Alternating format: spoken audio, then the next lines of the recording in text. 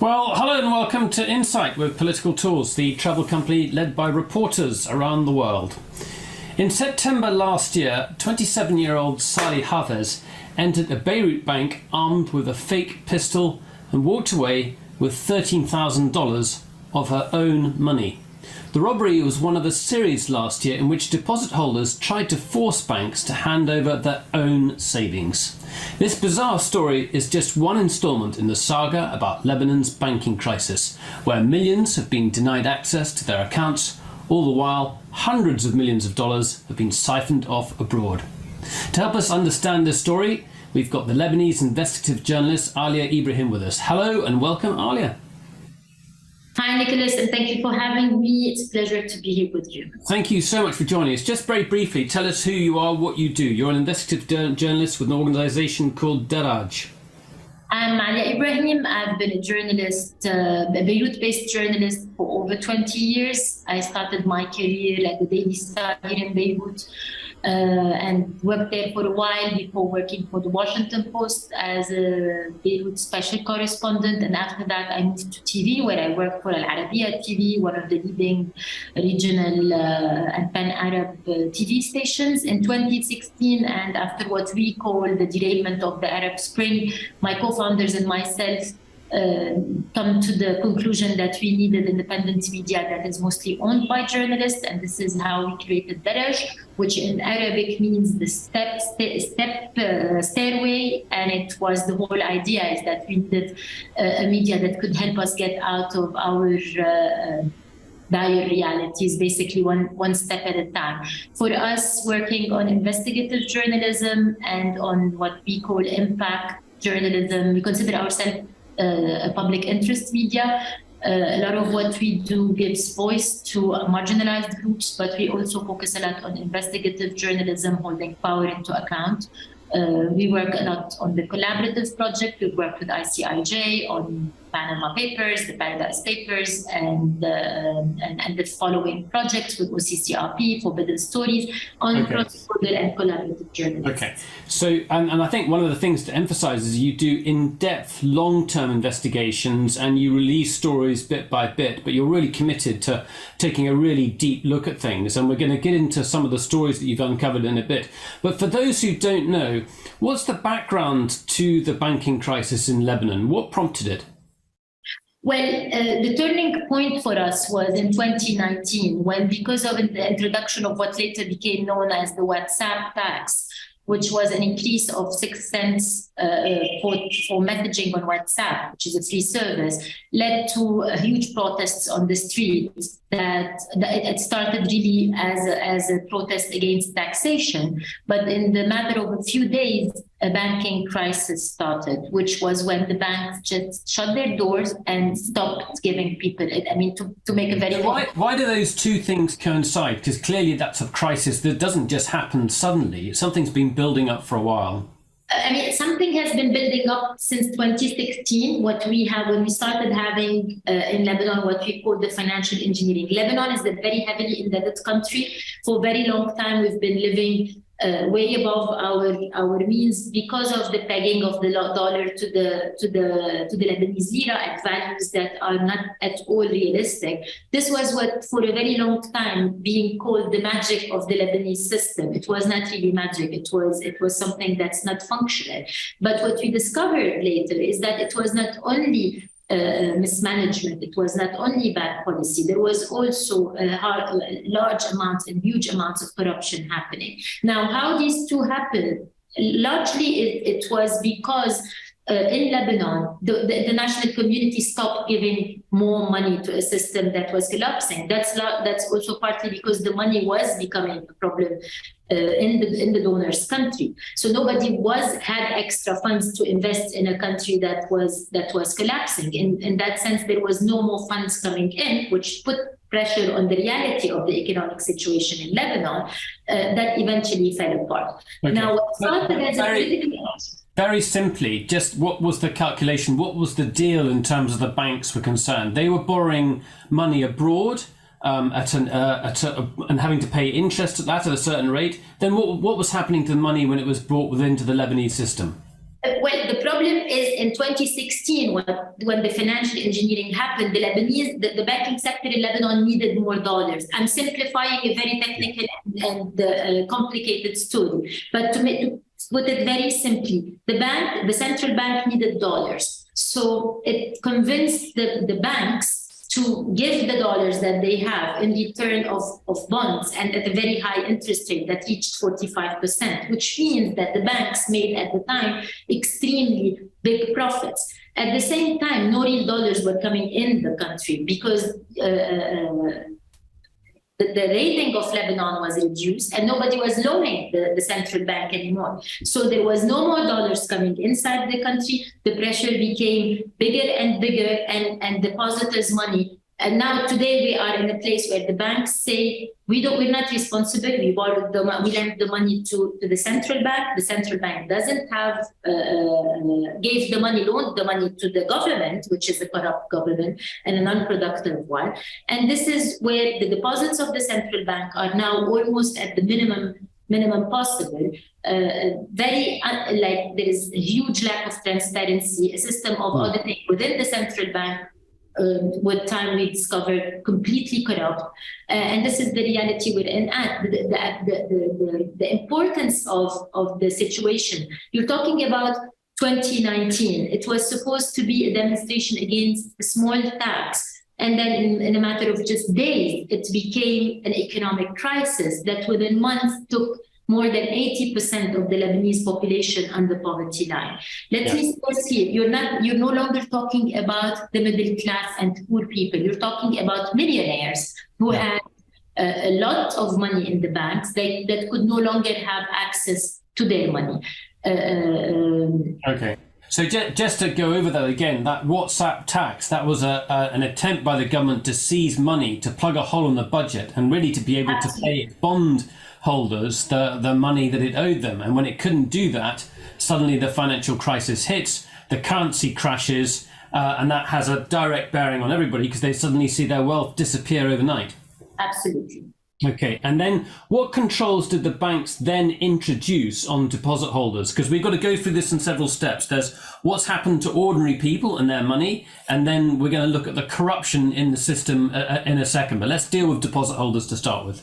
This is really this is where the story becomes like better than fiction kind of stories, because the banks were saying, the central banks was saying, they are imposing an unofficial capital control because there was too much pressure on the banks and they were concerned about depositors' money fleeing outside the country. Now, what we learned later in a matter of weeks was that all the big businesses, all the PEPs were able to take their own money out. There's even records about that nobody contested, that $6 billion belonging to PEPs, again, to politically exposed people, to even bankers, even people associated to them, who were able to take... You're talking about Lebanon's elites, the all-powerful... Totally. Everybody who is part of the establishment.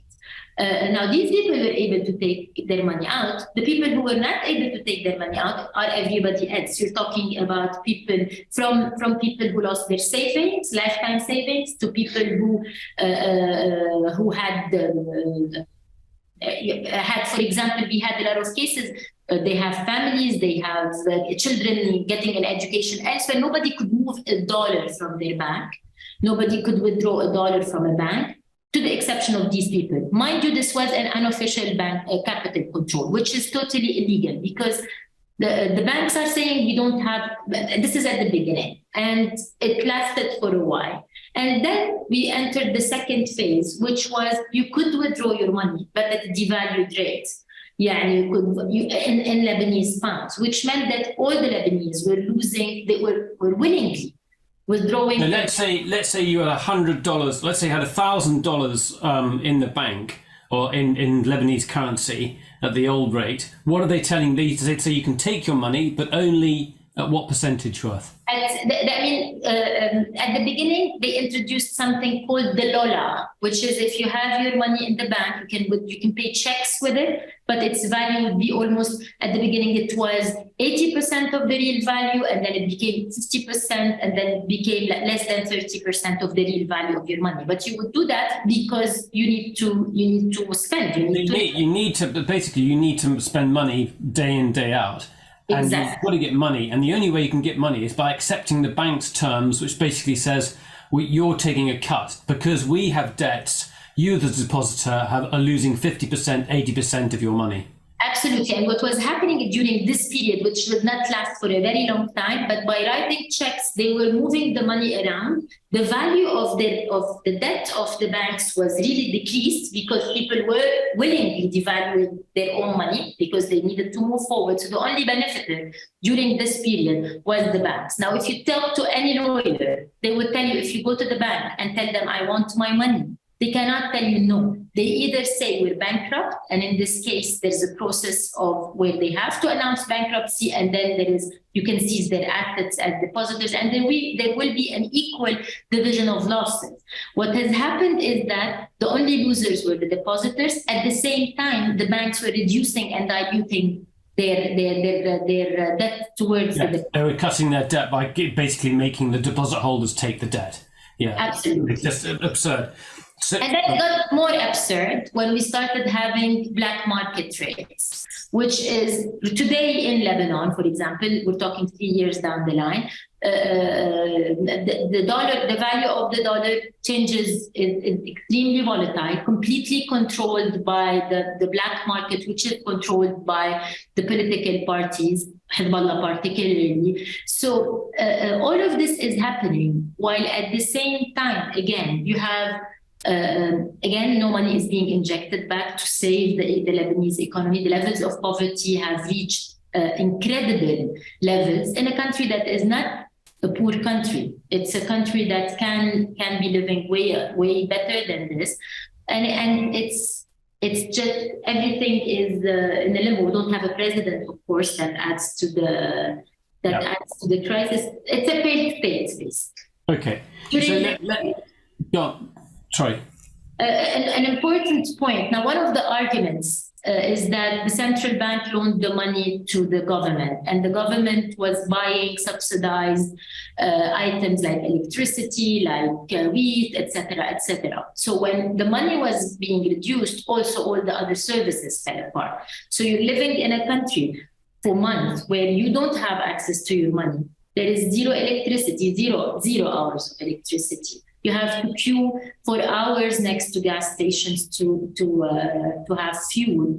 It's none of the ministries are functional. Nothing works, basically. The only thing and there was very serious concerns about the possibility of losing the internet. And the only reason why we haven't lost the internet is that they needed themselves. Otherwise, we're practically in a country that is very much a failed state. And we kind of explore what it means to be living in a failed state that is very much in denial as well. Okay, well, I think there are many things to consider here, and they're all interrelated. So you've got the central bank bankrolling the government in order to pay for services. That no longer happens. Those services fall to pieces. And this just takes us to the deposit holders. Again, here you have people in increasingly desperate situations trying to access their money, and this is where we get the stories of the bank robberies. So give us a bit more understanding of how those take place. Can you give us an example, but perhaps talk about that case I mentioned at the very beginning with Sali Hafez? Yeah, just last week, I think there was a story at the New York Times again about Sali and what she has done, and she was not the only one. And the thing is, I was watching this video yesterday, and at the end of it, they said, but the real thieves are not the bank robbers. The real thieves are the ones who stole the money to begin with. And I'll use the word they stole the money because there isn't another word for it. The money of the depositors have been just stolen by the banks. It doesn't matter who the banks gave the money to. Because what was Sali's particular case? Because as my understanding it, her sister was suffering from cancer, and And she knew the money from operation.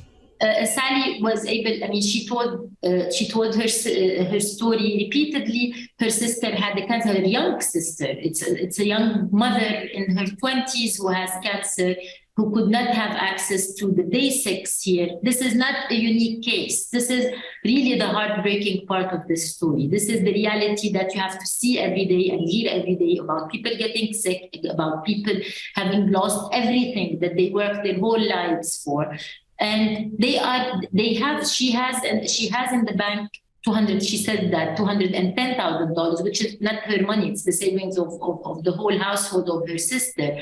So it was basically her sister's money that she went in. And she said in like the videos that we all saw, she said, I came the first day, and I came the second day, and I came the third day, and I get you medical reports, and I told you my sister is gonna die if she cannot have access to her own money.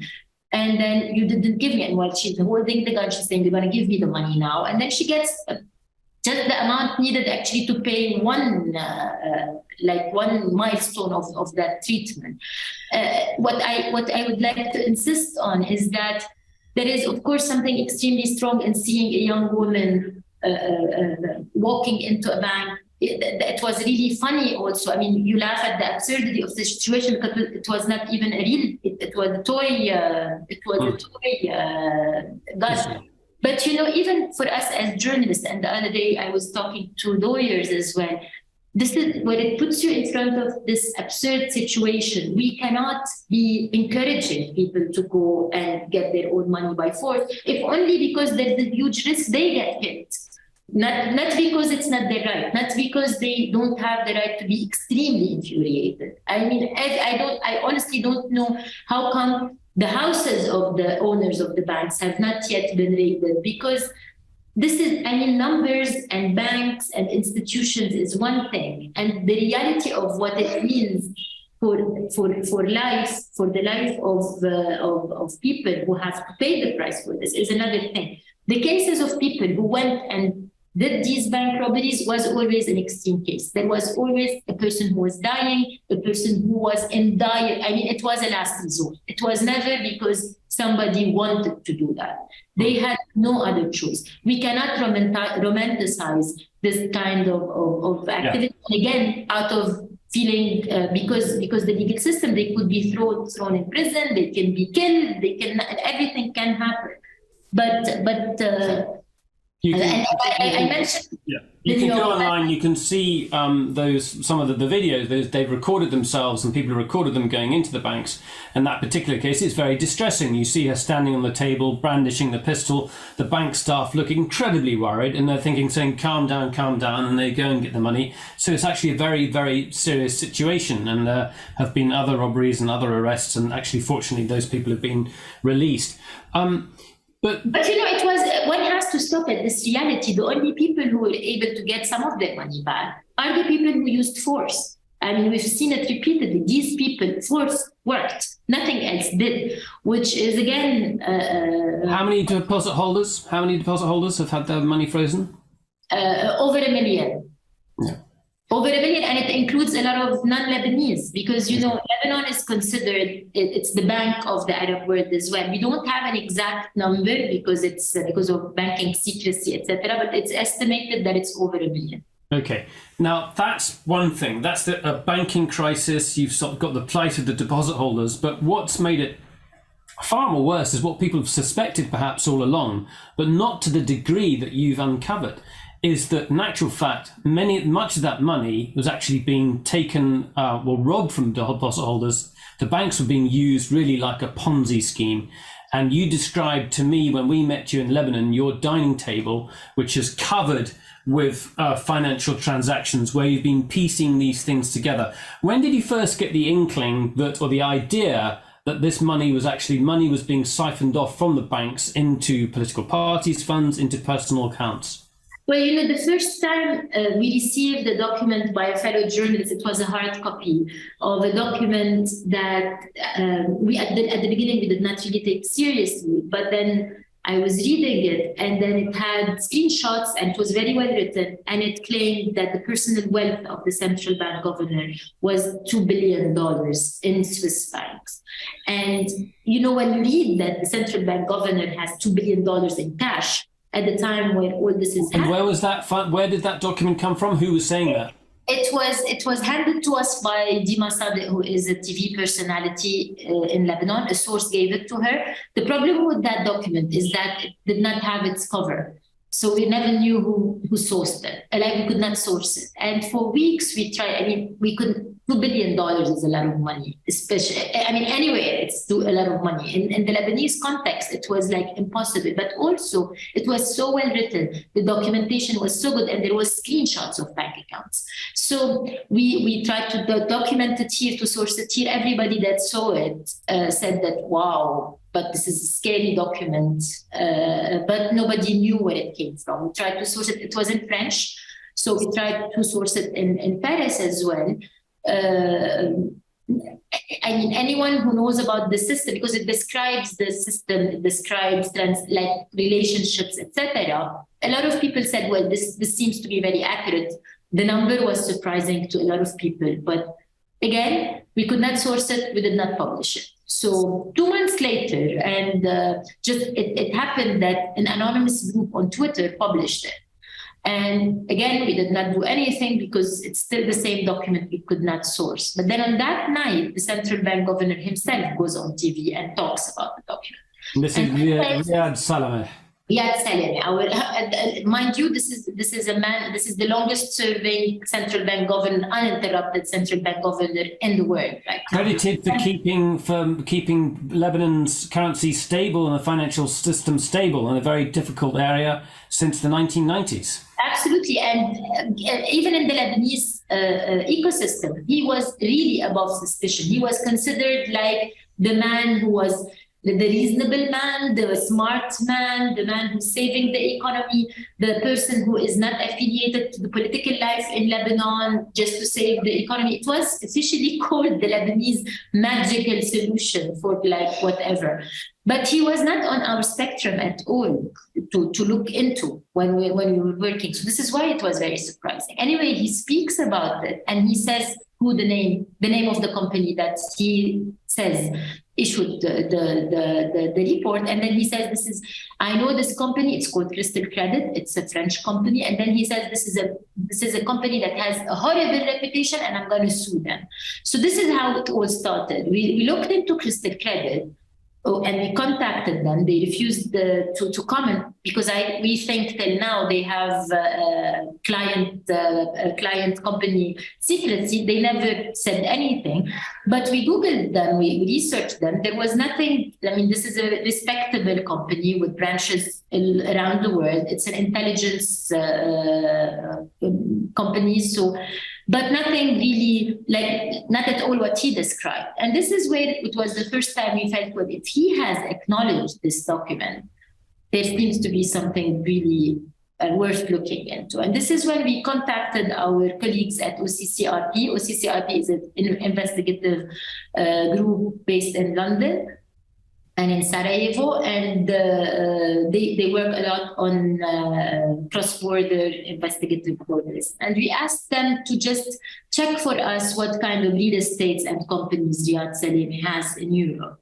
And this is where the magic began, because it was just stunning, because we started finding of course, this is not the work of a day or two. This what I'm describing here is really months of work, and one thing leading to another.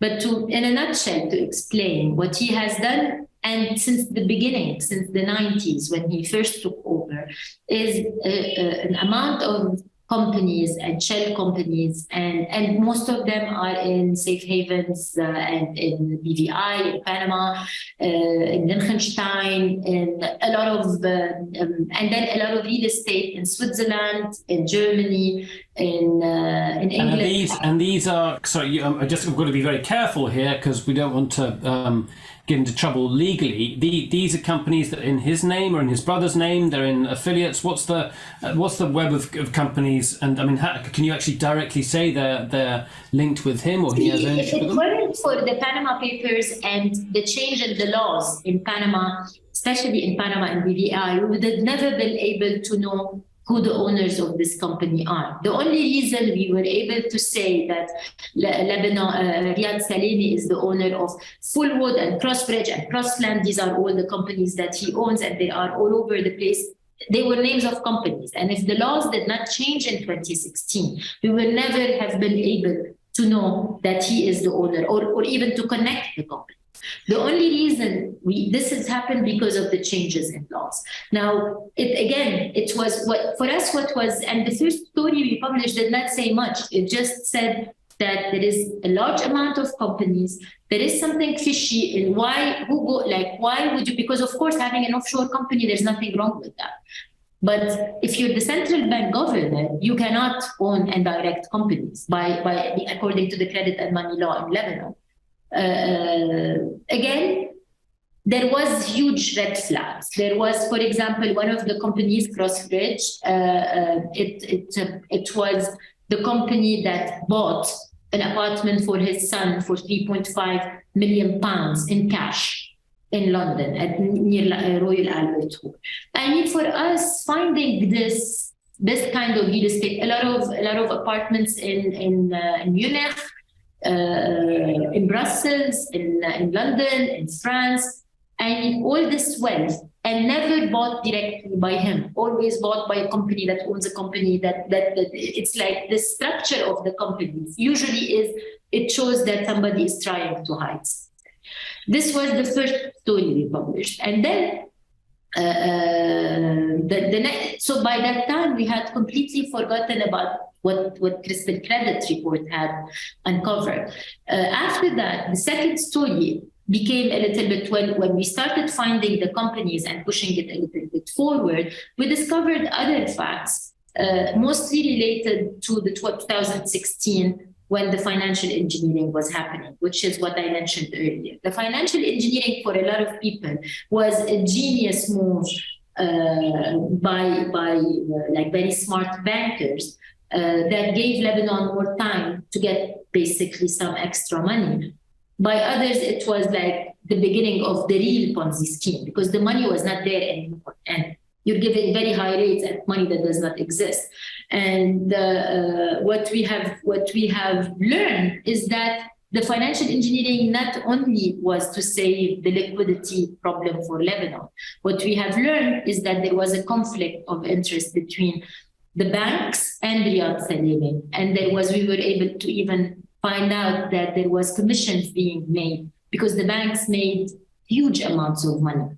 Okay, but basically the money is borrowed by the central bank and then is given to banks within Lebanon, and they're offering very high interest rates that they can't possibly repay.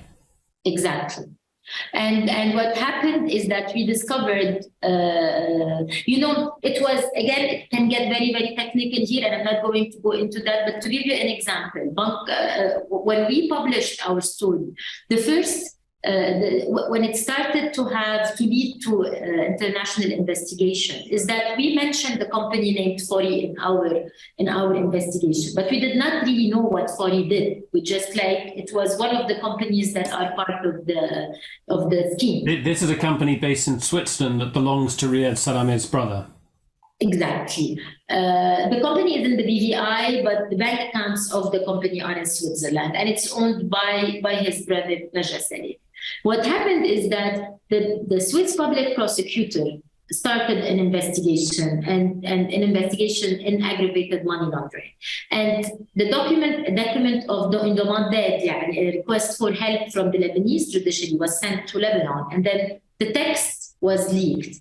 And in that text, it was leaked, the information. I mean, this is what eventually led to the trials, the cases that we are seeing today. That Fori, this company, had received $360 million from the central bank that were transferred to the bank account of Raja Salemi. It's, I mean, the very technical story is today can be of course, there are other legal cases on the other places, but this one is... That's a very clear case where you can see where the money's been taken out of Lebanon from the central bank and been put into his brother's account. Okay, so now... Sorry? It's as simple as that. It's really as simple as that. Okay. The other cases, the shell companies and the transaction and Eurobonds and commissions, it can get very technical. But this one, I mean, it's as simple as that. Central bank money transferred to the account of a brother. And just to get, he says this is commissions, or this is what's the justification for the movement of that money? The justification is that at the time, the Fori was handling, selling Eurobonds and bonds for the on behalf of the central bank, and this was the commission that was being paid. Of course, nobody has heard, I mean, what today the investigations, just a little bit of context, an investigation is being conducted in Lebanon and in 5 European countries where an investigation in aggravated money laundering. Yani, if found guilty, the central bank governor can go to prison. So the two, you've got investigations, you've got France, Germany, Switzerland. Who are the 2 others? Liechtenstein and Monaco. And those countries, and I think maybe as many as 18 countries, sent their investigators to Lebanon to interview Riyad Salameh to ask him what was going on. Absolutely. And this is where, I mean, the first couple of times he declined to show up, and then he showed up, and then he said he had documents to prove his point of view. The very interesting part is that the money that was sent to Fori was eventually sent back to Lebanon, to 5 bank accounts in Lebanon. Our reporting and our investigations found out that many of the checks were written back in the name of Riyad Salameh. So basically, there was a theory at some point saying that it's not just him, it's many members of the Lebanese political elite. So it was kind of, because this is really how business is done in Lebanon. It's a division of profit among the big players.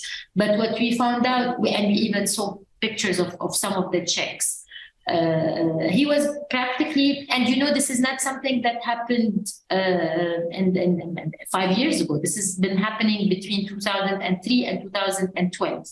So $360 million.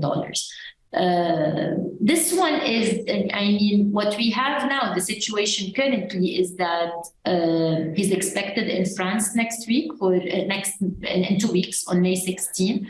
Reuters just published a week ago that they have seen the document of accusation, that it's already ready. So he's going to be officially accused. And he's still the central bank governor, even now.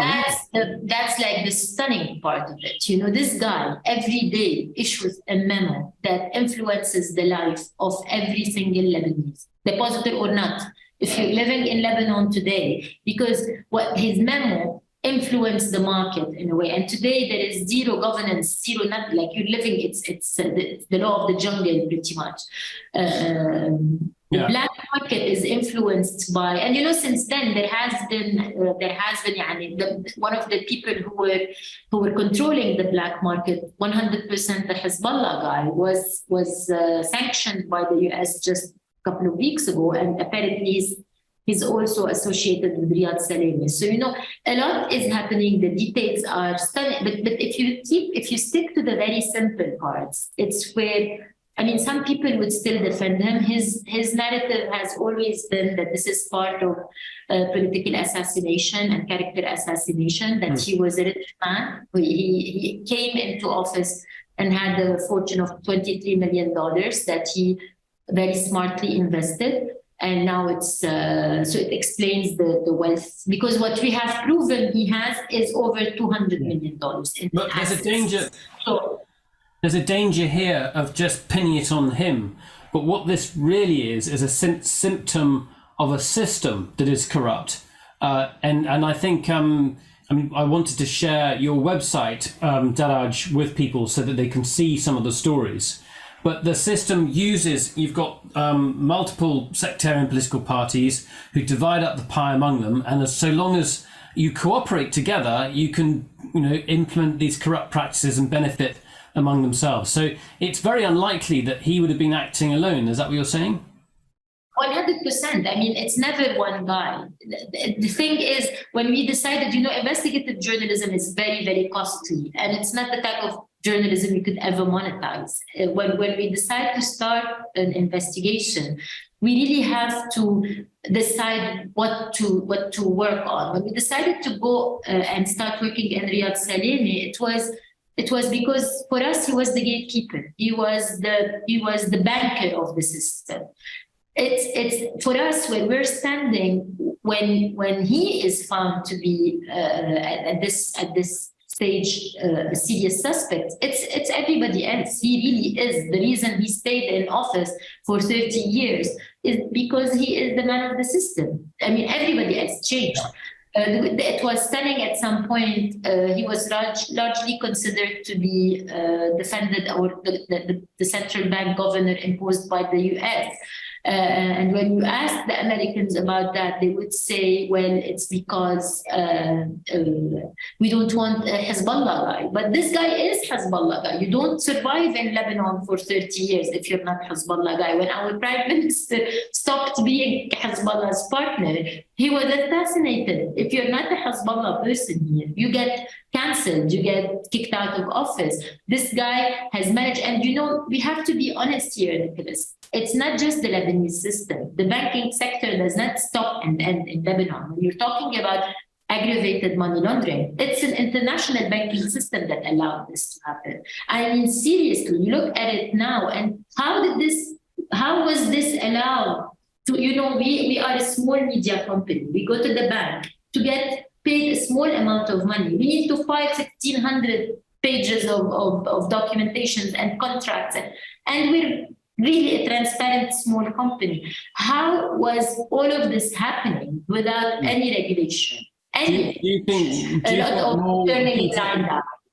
think more detail? Like I said, two parts to that question. One is that what did other regulators know and for how long? And then the next question is about within Lebanon. Do you think there'll be more stories that implicate other leaders of political parties, other individuals? Well, what we know so far, I'll start with the second one, because already the former prime minister in the case of Salemi, and now we're talking directly about direct link, because a document we received and we published that was leaked again about a request for assistance from the Lebanese judiciary, this time from Liechtenstein, contained information about a transfer of $14 million made by our Prime Minister Najib Mikati to the bank account of Riyad Salemi. Why would the Prime Minister send? And this was around the same time the money. The financial engineering was happening. What we know from sources in the city, undocumented of course, but what we know is that the Prime Minister benefited himself a lot from the financial engineering. So again, this is the and the fact that he is going to be tried. No one is expecting him to show up in France or to actually. I mean, it's going to be a huge surprise if it's an actual trial. Everybody's expecting a trial, essentially. But what happened just last week? Another banker, Mr. Marwan Khairuddin, who is the owner of Al Mawarid Bank in Lebanon. Again, we wrote a lot of stories on him. He was arrested. He was flying back from the US and stopped in Paris, and he was arrested in Paris. And his passport was confiscated for almost. This is a former minister as well. His passport was confiscated for 48 hours. He was investigated with, and we expect that there is two scenarios here. Either they accept to go on trial and some heads will fall, or they will all be stuck in Lebanon and afraid to travel. Because they could be stopped anyway. The case that was raised in France by the group Sherpa is not against Riyad Salemi, which is leading to the investigation now. It's not against Riyad Salemi. It's against une association de malfaiteurs, an organization of bad people, malfaiteurs, bad people, like criminals. Wrongdoers. So legally, it has the mandate to sue anybody who is proven to be connected. It's a very wide mandate for the case. Logically, there is a say in Beirut. Riyad Salemi is considered a corrupting person. The only way, like he corrupted the whole system. He gave loans to ministers, and then they defaulted on them, and then the loans were just cancelled. And this is this is the magic of it was fraud all the way, but it was fraud that was protected by a whole group of people that were, and there is a lot of people who today are actually on the losing end, who were part of that system. A lot of lawyers come and talk to us, a lot of bankers come and talk to us.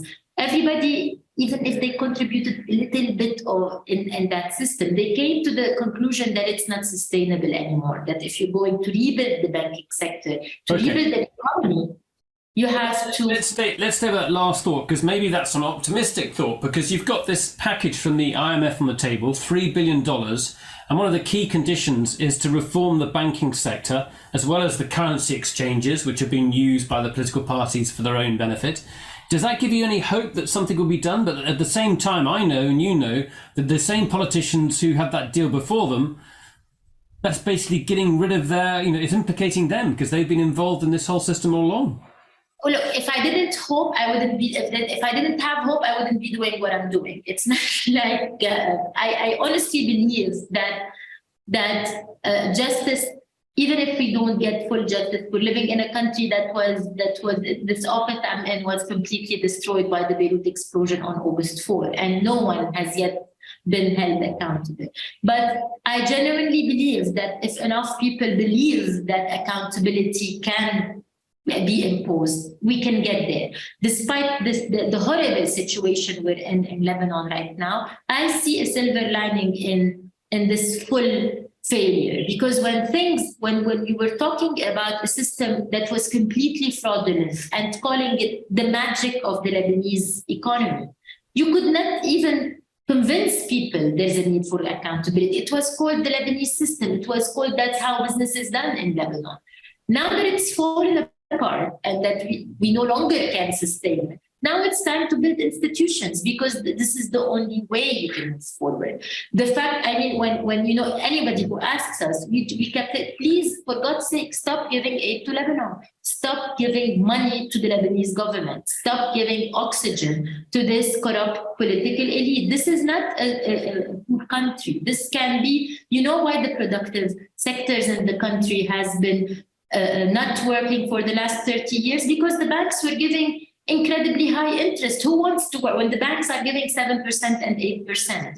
Who will work? You just sit and you work and you have your money in the bank, and then you don't need to work. This whole we import 90% of what we produce.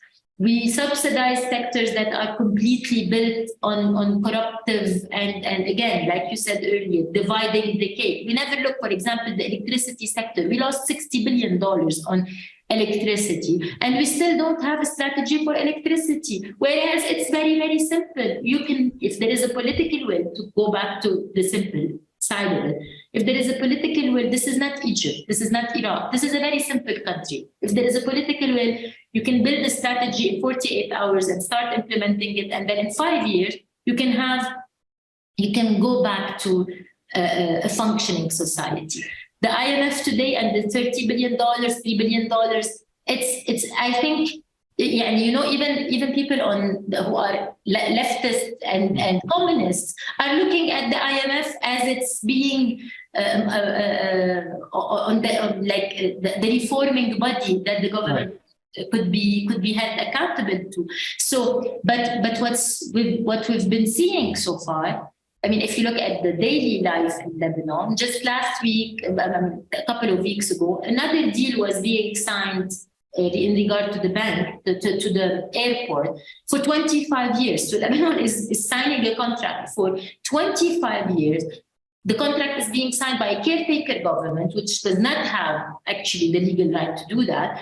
And it's an incredibly bad deal for the Lebanese government. And companies are still like the company that is signing it is associated with the Speaker of the House. Till now, with the whole planet looking at Lebanon and scrutiny, it's the same thing as having the central bank governor being investigated for aggravated money laundering while still being in office. How much, I mean, the important, like what's interesting is that in Lebanon, it's never just Lebanon. The empowerment of the corrupt political elite in Lebanon is always linked to our to international partners. Today, France plays a very big role, Saudi Arabia plays a big role, and Iran, of course, plays a big role. It's never an internal decision alone. I want you to talk a bit about your job in a second, and I also want people to put questions. I want to share the screen here just so that people can see your work. And the story on your front page here is evidence that these problems still continue. There's a photograph of the Beirut airport in the background, and a photograph of the chap who boarded a plane with $3.5 million in his suitcase, while most people can only get $400 a month from their bank. Yeah, and that guy you see here, the one whose face you see, this is Marwan Khairuddin. That's the guy who got arrested last week in France, and he owns Bank El Mawarid. And he's thought to be the middleman. The other guy who was boarding the plane is considered to be, again, a middleman for our former prime minister. He was given the Lebanese nationality, even though he's a Saudi, if I'm not mistaken, he's Saudi, but he's an outlaw. And the Lebanese citizenship was allowed him to even escape his country and have a second life, basically, here.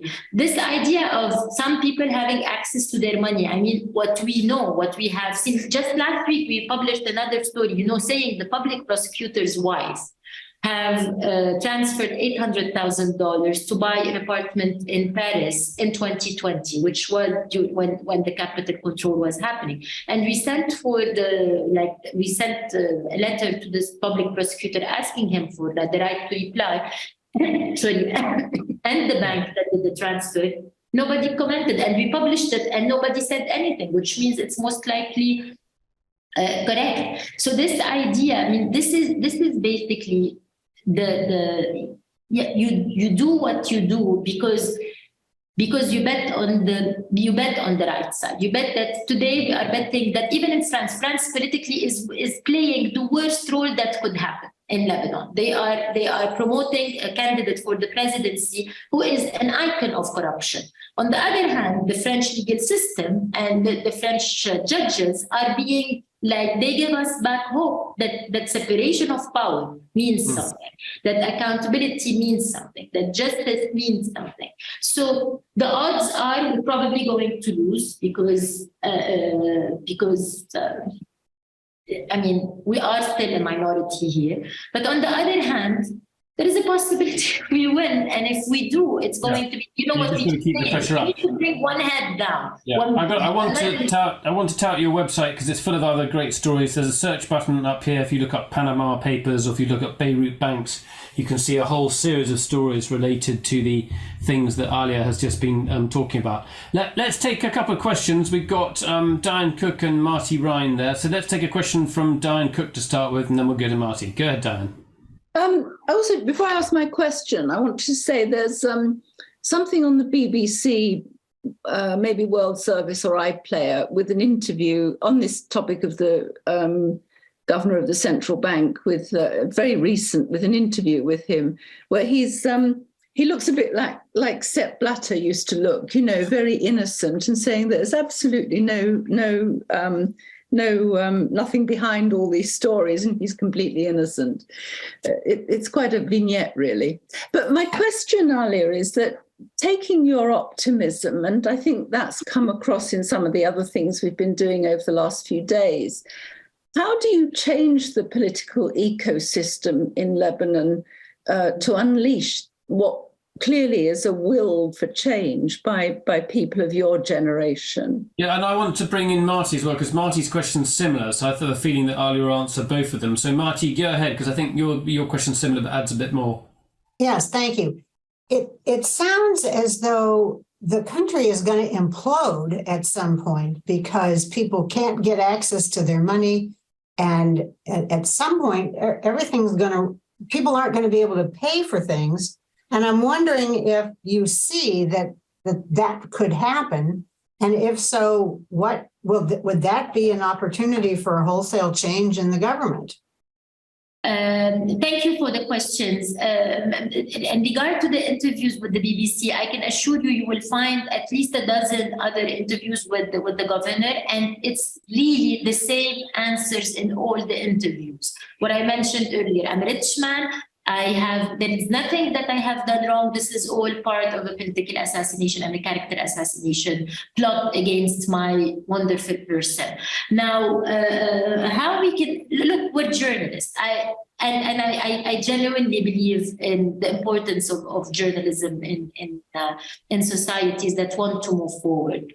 For us, what we can do is really hold them accountable. For me, the beginning of change happens if we can, if we succeed in letting one politician of the first rank. I'm not interested in scapegoats, honestly, because this is the classical story. There's always a scapegoat. We need to really have big heads roll. And when they start thinking that there is a cost for crime, this is where change happens. We've come to the point. I grew up during the civil war in Lebanon, and it was not okay to be a thief, and it was not okay to be a money launderer. There was still something in the values of our society that people would be ashamed to be called a money launderer. In Lebanon today, after all this business model that was created, there's nothing wrong. Like, the shamelessness is incredible. It's like, if you're not doing it, you're stupid. So I think we need to go back to setting, even if you're a politician, I mean, yes, politicians are not liked around the world, but ours are like a league of their own.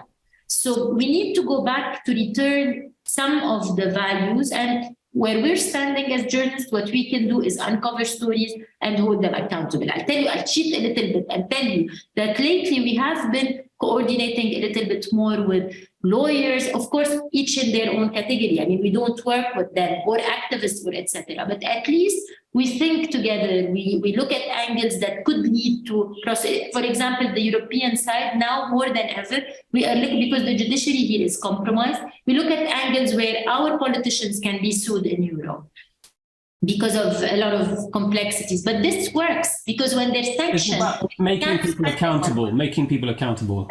And in regard, Marty, to the people, you'll be stunned. I mean, the genius of the criminality of Mr. Salemi right now, when I was mentioning these memos that he issues, by changing the ratio, now we have something called Lolar, and we have something called the Dollar of Sayrafa, which is the value of the dollar you have in the bank, how much you can take it in the market. So we have like 3 prices. So people are now busy on daily basis trying to see, first, everybody needs to have a PhD in math to know what's the best thing to do with whatever little money they can have access to. But people are really super busy just standing up to get the small amounts the banks are allowing them at, again, devalued rate. And people are exhausted. We stayed in the streets for months and nothing happened, and the levels of violence were increasing. I find that, honestly, I think you would think, like, I share your opinion that people would have turned things around. It's not happening because, one, people are exhausted. Second, they don't believe anything is going to happen. They don't believe if they take the streets, something is going to happen. There is, in the recent memory of this country, we are still traumatized by the memory of the Civil War. Nobody wants to go back to blood, which is being used by our government against us. Nobody wants violence. We still are waiting for a political miracle to happen. Can it happen? It can. And we had elections last summer. 13 independent MPs were elected despite a very, very, very bad law and a very bad, like, everything is, 13 people is not bad. It's less than 10%, but still, we do the best. Civil society in Lebanon is very active, and it's a lot of people are working. Us as journalists, but a lot of other organizations are working in the same directions. We think that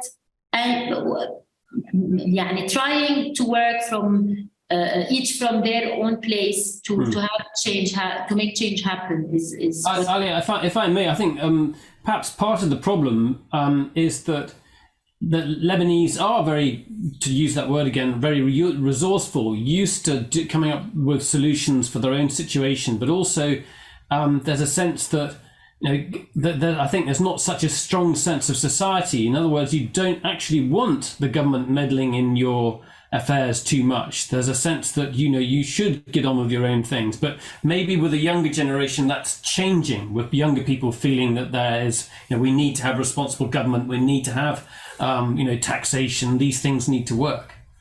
In 2019, when we were taking the streets again after the failures of 10 years earlier, for me, we've tried the demonstrations, we've tried the revolution, it did not work. But for me, going on the streets and again, being side by side with the younger generation was really it was a source of energy and belief that the younger generation is actually a better generation than ours, which is largely traumatized and handicapped by the memory of the Civil War.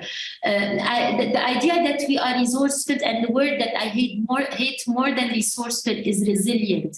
Honestly, there's nothing like not having to be resourceful or resilient and just be a normal citizen in a normal country where you have obligations and you have rights. This idea that we can absorb disaster after disaster after disaster and the phoenix bird emerge again. Nobody wants to emerge. We want to live a normal, boring life.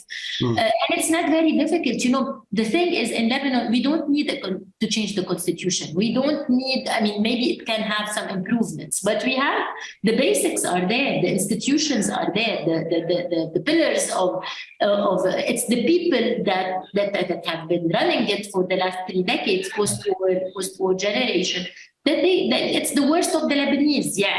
The Lebanese all over the world, they do well. You've taken considerable risks to do some of this reporting, but there are a lot of you who are doing it. Do you ever feel at risk, at threat? Look, I have to look at things in relative terms. Beirut continues to be, despite all the threats, all the pressure, it's a unique place in the whole Arab world. And this is somehow something you want to protect. If you're not doing it, there is a level of violence. Journalists get assassinated in Lebanon, but relatively, this is the only place in the Arab world where you can still do some decent and good and strong journalism that matters. And the problem in Lebanon right now, you can do the journalism, but the impact of the journalism is not there. Sometimes you feel you're just entertaining the audiences and by telling them stories that are fascinating. And this is why we started working with cross-border journalists to maybe try to have some impact across borders. But do we feel the threat? I think, like you mentioned earlier, there are too many of us doing it. What we do is I think is very valuable. But a lot of people in a lot of fields, a lot of lawyers are doing some very, very risky work. It's not 3 or 4 or 5 people. You're talking about dozens of people at least. And I don't think they're going to kill all of us again, as I mentioned earlier, we've reached a moment they don't care to kill us anymore. It's the level of shamelessness is, and again, we by the way, we don't only cover Lebanon. Lebanon is not only is around 20% of our coverage. You cover the Gulf, you cover a whole range of stories across the Middle East. Alia, thank you so much. It's been a really good discussion, and I urge people to go and look at your website. I'm going to be following the trial, because there's bound to be a trial of Riyad Salameh and all the details that are going to come out of that. Thank you very much indeed. Thank you for having me. It was my pleasure.